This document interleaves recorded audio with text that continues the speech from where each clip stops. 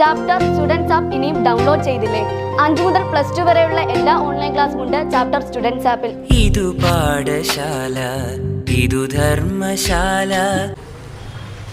ഏവർക്കും നമസ്കാരം. ചാപ്റ്റർ മീഡിയയുടെ ഓൺലൈൻ ക്ലാസ്സിലേക്ക് സ്വാഗതം. നമ്മളിന്ന് 8ാം ക്ലാസ്സിലെ ആദ്യ പാഠഭാഗത്തെ അടുത്ത ടോപ്പിക്കിലേക്കാണ് കിടക്കുന്നത്. ഇന്ന് നമ്മൾ സംസാരിക്കാൻ പോകുന്നത് സ്ട്രക്ചർ ഓഫ് ന്യൂക്ലിയസ്. ന്യൂക്ലിയസിൻ്റെ സ്ട്രക്ചറിനെ കുറിച്ചാണ് സംസാരിക്കാൻ പോകുന്നത്. അതിന് മുൻപ് ഒരു കാര്യം അറിയാനുള്ളത്, നമ്മുടെ നോക്കിയ nucleus regulatory centre of cell. Nucleus എന്ന് പറയുന്ന സാധനത്തെ ഒരു സെല്ലിൻ്റെ റെഗുലേറ്ററി സെന്ററായി കണക്കാക്കുന്നു എന്നാണ് പറഞ്ഞിരിക്കുന്നത്. എന്താണ് അതിന് കാരണം എന്ന് പറഞ്ഞിട്ട് നമുക്ക് അതിൻ്റെ ഭാഗങ്ങളിലേക്ക് കിടക്കാം. എന്തുകൊണ്ടാണ് സെല്ലിനെ അല്ലെങ്കിൽ എന്തുകൊണ്ടാണ് ന്യൂക്ലിയസിനെ റെഗുലേറ്ററി സെന്ററായി കണക്കാക്കുന്നത്? അതായത് നമ്മുടെ കോശത്തിനുള്ളിൽ നടക്കുന്ന എല്ലാ പ്രവർത്തനങ്ങളും, വിവിധങ്ങളായ പ്രവർത്തനങ്ങളെയും നിയന്ത്രിക്കുന്നത് ഡിഫറൻറ്റ് ടൈപ്സ് ഓഫ് പ്രോട്ടീൻസ്, വ്യത്യസ്ത തരത്തിലുള്ള പ്രോട്ടീനുകളാണ്. മനസ്സിലാകുന്നുണ്ടോ? പക്ഷേ ഈ പ്രോട്ടീനുകളുടെ നിർമ്മാണം കൺട്രോൾ ചെയ്യുന്നത്, ഈ പ്രോട്ടീനുകൾ എപ്പോഴുണ്ടാകണം, ഏതെല്ലാം പ്രോട്ടീനുകൾ ഉണ്ടാകണം എന്ന് കൺട്രോൾ ചെയ്യുന്നത് നമ്മുടെ ന്യൂക്ലിയസിനുള്ളിൽ കാണപ്പെടുന്ന ഒരു ഘടകമാണ്. അതിനെ നമ്മൾ വിളിക്കുന്ന പേരാണ് ജീൻ എന്ന് വിളിക്കും. ജീൻ. ഈ ന്യൂക്ലിയസിനുള്ളിൽ കാണപ്പെടുന്ന ജീനുകളാണ് പ്രോട്ടീനുകളുടെ നിർമ്മാണത്തെ നിയന്ത്രിക്കുന്നത്. ആ പ്രോട്ടീനാണ് നമ്മുടെ കോശത്തിനുള്ളിൽ നടക്കുന്ന പ്രവർത്തനങ്ങളെ നിയന്ത്രിക്കുന്നത്. അപ്പൊ ചുരുക്കി കൂട്ടി പറഞ്ഞു കഴിഞ്ഞാൽ കോശത്തിനുള്ളിലെ പ്രവർത്തനങ്ങളെ നിയന്ത്രിക്കുന്നത് ആരാണ്? ജീനാണ്. എവിടെ കാണപ്പെടുന്ന? ന്യൂക്ലിയസിൽ കാണപ്പെടുന്നത്. എന്ത് വഴി? പ്രോട്ടീനുകൾ വഴി. അതുകൊണ്ടാണ് നമ്മൾ നമ്മുടെ ന്യൂക്ലിയസിനെ എന്തായി കണക്കാക്കുന്നത്? റെഗുലേറ്ററി സെന്റർ ഓഫ് സെല്ല്, കോശത്തിന്റെ നിയന്ത്രണ കേന്ദ്രമായിട്ട് നമ്മൾ എന്ത് ചെയ്യുന്നു? കണക്കാക്കുന്നു. നമ്മുടെ ശരീരത്തിന്റെ കേന്ദ്രമായി നമ്മൾ തലച്ചോറിനെ കണക്കാക്കുന്നത് പോലെ കോശത്തിന്റെ അല്ലെങ്കിൽ സെല്ലിന്റെ കേന്ദ്രമായി കണക്കാക്കുന്ന ഭാഗമാണ് ആരെന്ന് പറഞ്ഞിരിക്കുന്നത്? Nucleus. So next we will discuss about the different parts of nucleus. ന്യൂക്ലിയസിൻ്റെ വ്യത്യസ്ത ഭാഗങ്ങളെ കുറിച്ച് നമുക്ക് സംസാരിക്കാം. പടം കാണാൻ സാധിക്കും, അടയാളപ്പെടുത്തിയിരിക്കുന്ന ശ്രദ്ധിക്കാം. പുസ്തകത്തിനകത്ത് വ്യക്തമായിട്ട് പടം കിടപ്പുണ്ട്. നമുക്ക് ഓരോ ഭാഗങ്ങൾ ശ്രദ്ധിക്കാം. ആദ്യം ഞാൻ ഭാഗങ്ങളുടെ പേരുകൾ നമുക്കൊന്ന് മനസ്സിലാക്കാം. ഏതെല്ലാം ഭാഗം? ആദ്യത്തെ ഭാഗത്തെ വിളിക്കുന്ന പേരാണ് ന്യൂക്ലിയർ മെമ്പറൈൻ. രണ്ടാമത്തെ ഭാഗത്തെ വിളിക്കുന്ന പേരാണ് ന്യൂക്ലിയർ പോർ. അടുത്ത ഭാഗത്തെ വിളിക്കുന്ന പേരാണ് ന്യൂക്ലിയോപ്ലാസം. അടുത്ത ഭാഗത്തെ വിളിക്കുന്ന പേരാണ് ന്യൂക്ലിയോലസ്. അടുത്ത ഭാഗത്തെ വിളിക്കുന്ന പേരാണ് ക്രോമാറ്റിൻ റെറ്റിക്കുലം. അപ്പൊ പ്രധാനമായിട്ടും എത്ര പാർട്സ് ഉണ്ടെന്ന് പറയാൻ നമുക്ക് 5 ഭാഗങ്ങളാണ് കാണപ്പെടുന്നത്. ആദ്യത്തെ ഭാഗത്തെ വിളിച്ച പേരെന്തായിരുന്നു? Nuclear membrane.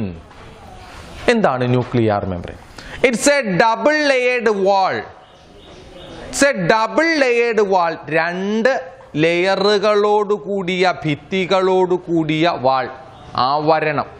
ന്യൂക്ലിയസിനെ കവർ ചെയ്തുകൊണ്ട് കാണപ്പെടുന്ന ഇരട്ട ഭിത്തിയോടുകൂടിയ ആവരണത്തെ നമ്മൾ വിളിക്കുന്ന പേരാണ് ന്യൂക്ലിയർ മെമ്പറൈൻ. സെല്ലിനെ കവർ ചെയ്തുകൊണ്ട് പ്ലാസ്മ മെമ്പറൈൻ കാണപ്പെടുന്നു എന്ന് പറയുന്നത് പോലെ ന്യൂക്ലിയസിന്റെ ഔട്ടർ കവറിങ്ങിനെ വിളിക്കുന്ന പേരാണ് nuclear membrane. It's a double layered membrane. എത്ര ലെയർ ഉണ്ടെന്നാണ് പറഞ്ഞിരിക്കുന്നത്? 2 ലെയറുകൾ കാണപ്പെടും. In the nuclear membrane, there is a small or minute pores, P-O-R-E-S, pores, സുഷിരങ്ങൾ are present. ഈ ന്യൂക്ലിയർ മെംബ്രെയിനിൽ അതിസൂക്ഷ്മങ്ങളായ എന്ത് കാണപ്പെടുന്നു? സുഷിരങ്ങൾ കാണപ്പെടുന്നു. ഈ സുഷിരങ്ങളെ, ഈ പോസിനെ നമ്മൾ വിളിക്കുന്ന പേരാണ് ന്യൂക്ലിയർ പോർ. ഇതിനെയാണ് നമ്മൾ എന്ത് പേര് വിളിക്കുന്നത്?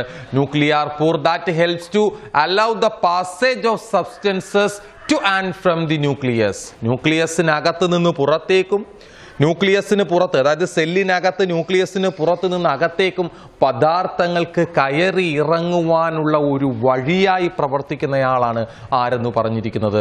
ന്യൂക്ലിയർ പോർ എന്ന് പറഞ്ഞു. അപ്പം 2 ഭാഗങ്ങളെ കുറിച്ചാണ് കുഞ്ഞുങ്ങളെ സംസാരിച്ചത്. ആദ്യത്തെ ഭാഗത്തെ നമ്മൾ വിളിച്ച പേര് ന്യൂക്ലിയർ മെമ്പറൈൻ. ന്യൂക്ലിയസിനെ കവർ ചെയ്തുകൊണ്ട് കാണപ്പെടുന്ന ഇരട്ട ഭിത്തിയോടുകൂടിയ ആവരണത്തെ നമ്മൾ വിളിച്ച പേരായിരുന്നു ന്യൂക്ലിയർ മെമ്പറൈൻ. ന്യൂക്ലിയർ മെമ്പറൈനിൽ കാണപ്പെടുന്ന അതിസൂക്ഷ്മങ്ങളായ സുഷിരങ്ങളെ നമ്മൾ വിളിച്ച പേരായിരുന്നു ന്യൂക്ലിയർ പോർ. പദാർത്ഥങ്ങൾക്ക് അകത്തേക്കും പുറത്തേക്കും സഞ്ചരിക്കുന്നതിനാവശ്യമായ ഒരു വഴിയായിട്ടാണ് ആര് പ്രവർത്തിക്കുന്നത്? ന്യൂക്ലിയർ മെമ്പറൈൻ പ്രവർത്തിക്കുന്നത്. അടുത്ത ഭാഗമാണ് nucleoplasm. The fluid part that present inside the nuclear membrane. Nuclear membrane ഉള്ളിൽ കാണപ്പെടുന്ന ദ്രാവക ഭാഗം, fluid part. That fluid part is called nucleoplasm. ആ ദ്രാവക ഭാഗത്തെ നമ്മൾ വിളിച്ച പേരായിരുന്നു മക്കളെ nucleoplasm. In the nucleoplasm, the nucleolus and chromatin reticulum are seen. ഇതിനകത്ത് ആരൊക്കെ ഉണ്ടെന്നാണ് പറഞ്ഞിരിക്കുന്നത്? അടുത്ത രണ്ട് ഭാഗങ്ങൾ. ആരൊക്കെ? ന്യൂക്ലിയോലസും ക്രൊമാറ്റിൻ റെറ്റിക്കുലവും കാണപ്പെടുന്നത് എവിടെയാണെന്നാണ് പറഞ്ഞിരിക്കുന്നത്? ന്യൂക്ലിയോപ്ലാസത്തിലാണ്. മനസ്സിലാകുന്നുണ്ടോ? 3 ഭാഗങ്ങൾ പറഞ്ഞു. ആദ്യത്തത് ന്യൂക്ലിയർ മെംബ്രെയിൻ, രണ്ടാമത്തത് ന്യൂക്ലിയർ പോർ, മൂന്നാമത്തത് ന്യൂക്ലിയോപ്ലാസം. അടുത്തയാളാണ് nucleolus. The spherical shaped structure present in the nucleoplasm. ന്യൂക്ലിയോപ്ലാസത്തിൽ കാണപ്പെടുന്ന ഗോളാകൃതിയിലുള്ള ഭാഗം. It is a center of the synthesis of ribosome. റൈബോസോമുകളുടെ നിർമ്മാണത്തിന് നിയന്ത്രിക്കുന്ന ഭാഗമാണ് മക്കളെ ആരെന്ന് പറഞ്ഞിരിക്കുന്നത്? ന്യൂക്ലിയോലസ് എന്ന് പറഞ്ഞിരിക്കുന്നത്. ഇപ്പം ന്യൂക്ലിയോലസ് എന്ന് പറഞ്ഞാൽ ന്യൂക്ലിയോപ്ലാസത്തിൽ കാണപ്പെടുന്ന സ്ഫെറിക്കൽ ആകൃതിയിലുള്ള ഗോളാകൃതിയിലുള്ള ഭാഗം. ഈ ഗോളാകൃതിയിലുള്ള ഭാഗത്തെ വിളിച്ച പേരായിരുന്നു എന്ത്? ന്യൂക്ലിയോലസ്. ന്യൂക്ലിയോലസിന്റെ ധർമ്മം പറയുന്നു, പുള്ളിക്കാരൻ എന്തിന്റെ നിർമ്മാണത്തെ നിയന്ത്രിക്കുന്നു? റൈബോസോമുകളുടെ നിർമ്മാണത്തെ നിയന്ത്രിക്കുന്ന ഭാഗമാണ് ആരെന്ന് പറഞ്ഞിരിക്കുന്നത്? ന്യൂക്ലിയോലസ് എന്ന ഭാഗം. അടുത്തയാളാണ് ആരെന്ന് പറഞ്ഞിരിക്കുന്നത്? Chromatin reticulum. That are seen in the nucleoplasm as in the form of a bundle of threads. നമ്മുടെ നാരൊക്കെ ഇങ്ങനെ ചുറ്റുപിണഞ്ഞു കിടക്കുന്നതിൻ്റെ കൂട്ട് ഹൈലി കോയിൽഡ് നെറ്റ്വർക്ക് വലക്കണ്ണികളുടെയൊക്കെ രൂപത്തിൽ കാണപ്പെടുന്ന ഭാഗമാണ് ആരെന്ന് പറഞ്ഞിരിക്കുന്നത്? Chromatin reticulum. That carry genes. പുള്ളിക്കാരനാണ് ആരെ വഹിക്കുന്നതെന്നാണ് പറഞ്ഞിരിക്കുന്നത്? ജീനുകളെ ക്യാരി ചെയ്യും. നമ്മൾ നേരത്തെ പറഞ്ഞു ന്യൂക്ലിയസിനെ റെഗുലേറ്ററി സെന്ററാക്കി കണക്കാക്കി. അങ്ങനെ കണക്കാക്കാനുള്ള കാരണം പറഞ്ഞു. എന്തായിരുന്നു കാരണം?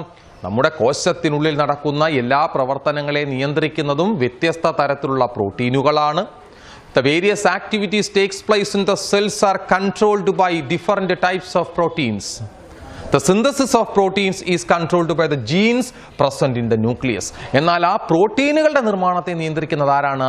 നമ്മുടെ ന്യൂക്ലിയസിൽ കാണപ്പെടുന്ന ജീനുകളാണ്. അതുകൊണ്ട് തന്നെ കോശത്തിലെ എല്ലാ പ്രവർത്തനങ്ങളുടെയും കൺട്രോളിംഗ് സെന്റർ എന്ന് പറയുന്ന ഭാഗമായിട്ട് നമുക്ക് ആരെ കണക്കാക്കേണ്ടിയിരിക്കുന്നു? ന്യൂക്ലിയസിനെ കണക്കാക്കേണ്ടിയിരിക്കുന്നു. ന്യൂക്ലിയസിന്റെ പ്രധാനപ്പെട്ട ഭാഗങ്ങൾ പറഞ്ഞു. ഒന്നാമത്തെ ഭാഗം ഏതായിരുന്നു? Nuclear membrane. അടുത്ത ഭാഗത്തെ വിളിച്ച പേര് ന്യൂക്ലിയർ പോർ. അടുത്ത ഭാഗത്തെ വിളിച്ച പേര് ന്യൂക്ലിയോപ്ലാസം. അടുത്തത് ന്യൂക്ലിയോലസ്. അവസാനത്തിന് നമ്മൾ വിളിച്ച പേര് ക്രൊമാറ്റിൻ റെറ്റിക്കുലം. ന്യൂക്ലിയസിനെ കവർ ചെയ്തുകൊണ്ട് കാണപ്പെടുന്ന ഇരട്ട ഭിത്തിയോടുകൂടിയ ആവരണത്തെ നമ്മൾ വിളിച്ച പേര് ന്യൂക്ലിയർ മെംബ്രെയിൻ. ന്യൂക്ലിയർ മെംബ്രെയിനിൽ കാണപ്പെടുന്ന അതിസൂക്ഷ്മങ്ങളായ സുഷിരങ്ങൾ, minute pores present in the nucleus is called nuclear pore. Nuclear പോറിന്റെ ഫംഗ്ഷൻ നമ്മൾ പറഞ്ഞു. എന്തായിരുന്നു ന്യൂക്ലിയർ പോറിന്റെ function? The substances go in and out of the nucleus. പദാർത്ഥങ്ങൾക്ക് ന്യൂക്ലിയസിനകത്ത് നിന്ന് പുറത്തേക്കും ന്യൂക്ലിയസിന് പുറത്തു നിന്ന് അകത്തേക്കും കയറി ഇറങ്ങി പോകുന്നതിന് ആവശ്യമായ ഒരു വഴിയായി പ്രവർത്തിച്ച ഭാഗമായിരുന്നു ആരെന്ന് പറഞ്ഞിരിക്കുന്നത്? നമ്മുടെ ന്യൂക്ലിയർ പോർ.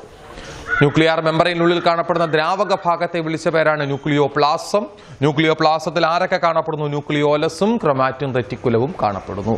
ന്യൂക്ലിയോലസ് എന്ന് പറഞ്ഞു കഴിഞ്ഞാൽ ആരാണ്? സ്പെറിക്കൽ ആകൃതിയിൽ കാണപ്പെടുന്ന ഭാഗത്തെ നമ്മൾ വിളിച്ച പേരായിരുന്നു ന്യൂക്ലിയോലസ്. ആണോ മക്കളെ? റൈബോസോമുകളുടെ നിർമ്മാണത്തെ നിയന്ത്രിക്കുന്ന ഭാഗമാണ് ആരെന്ന് പറഞ്ഞിരിക്കുന്നത്? ന്യൂക്ലിയോലസ്. വലക്കണ്ണികൾ പോലെ, നെറ്റ്വർക്കുകൾ പോലെ, ബണ്ടിൽ ഓഫ് ത്രെഡ്സ്, നമ്മുടെ ചരടൊക്കെ ചുറ്റു പിണഞ്ഞു കിടക്കുന്നത് പോലെ കാണപ്പെടുന്ന ഭാഗത്തെ വിളിച്ച പേരാണ് ക്രൊമാറ്റിൻ റെറ്റിക്കുലം. പുള്ളിക്കാരൻ കാണപ്പെടുന്നത് ന്യൂക്ലിയോപ്ലാസത്തിലാണ്. പുള്ളിക്കാരൻ്റെ ഫംഗ്ഷൻ നമ്മൾ പറഞ്ഞു. എന്താ ഫംഗ്ഷൻ പറഞ്ഞത്? That carry genes. ആരെ വഹിക്കുക? ജീനുകളെ വഹിക്കുക എന്നതാണ്. ഇത്രയാണ് നമുക്ക് ന്യൂക്ലിയസ് എന്ന് പറയുന്ന ഭാഗത്തിൻ്റെ സ്ട്രക്ചർ പറയാൻ പറ്റുന്നത്. ന്യൂക്ലിയസുമായി ബന്ധപ്പെടുത്തി ഒരു കാര്യം കൂടി എനിക്കിനി സൂചിപ്പിക്കാനുള്ളത്, ചില ജീവജാലങ്ങളെ എടുത്തു പരിശോധിച്ച്, like bacteria, cyanobacteria and mycoplasma. Bacteria, cyanobacteria, mycoplasma മുതലായ ജീവജാലങ്ങളെ എടുത്തു പരിശോധിച്ചു കഴിഞ്ഞാൽ, അവരുടെ സെല്ലെടുത്തു പരിശോധിച്ചു കഴിഞ്ഞാൽ, they do not have a specific nucleus. അതിനകത്ത് വ്യക്തമായിട്ടുള്ള ന്യൂക്ലിയസ് ഇല്ല. വ്യക്തമായ ന്യൂക്ലിയസ് എന്ന് പറയുന്ന ഭാഗമില്ല. മനസ്സിലാകുന്നുണ്ടോ? So that type of cells are called prokaryotic cell. ആ സെല്ലുകളെ നമ്മൾ വിളിക്കുന്ന പേരാണ് prokaryotic cell. So that type of organisms are called prokaryotes. അതുകൊണ്ട് ആ ഓർഗാനിസത്തെ നമ്മൾ വിളിക്കുന്ന പേരാണ് പ്രോകാരിയോട്സ്. അപ്പൊ വ്യക്തമായ ന്യൂക്ലിയസ് കാണപ്പെടുന്നില്ല എങ്കിൽ നമ്മൾ അതിനെ പ്രോകാരിയോട്ട് എന്നും, അല്ല വ്യക്തമായ ന്യൂക്ലിയസ് ഉണ്ട് എങ്കിൽ അതിനെ നമ്മൾ വിളിക്കുന്ന പേരാണ് യൂകാരിയോട്ട് എന്ന് വിളിക്കും. അപ്പം പരീക്ഷയ്ക്ക് ഡിഫൈൻ ചെയ്യാൻ ചോദിക്കാം പ്രോകാരിയോട്സ് ആൻഡ് യൂകാരിയോട്സ്.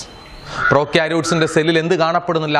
ഒരു സ്പെസിഫിക് ആയിട്ടുള്ള ന്യൂക്ലിയസ് കാണപ്പെടുന്നില്ല. They do not have a specific nucleus.